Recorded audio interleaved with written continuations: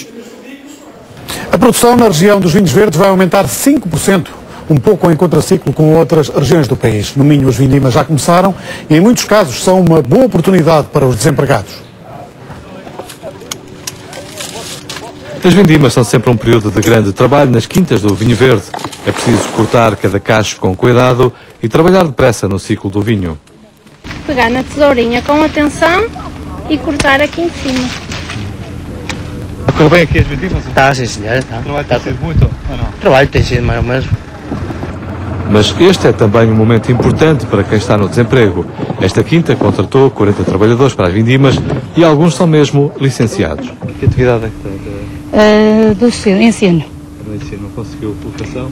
Não, porque realmente a meio do jogo nota-se que as pessoas mais graduadas estão a conseguir serem ultrapassadas por pessoas com menos tempo de serviço.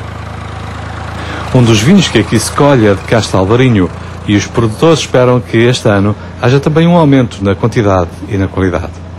Como sabem, o vinho começa no campo, na uva, e neste momento temos uva muito perfeita, como acabaram de ver, e em termos qualitativos de alguns mostos que já fermentamos dentro das instalações, na adega, com muito boa qualidade.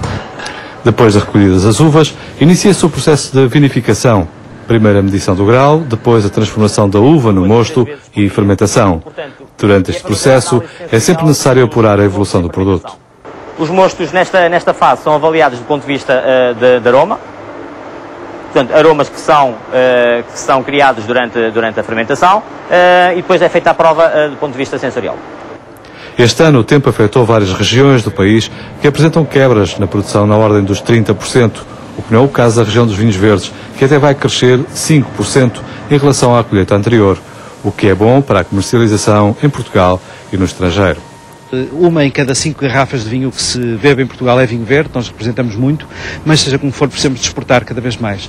2010 foi o nosso ano recorde de exportações e esperamos que em 2011 se continue a crescer e se consiga bater esse recorde. Os produtores acreditam que também este ano a região dos vinhos verdes vai produzir um vinho de grande qualidade.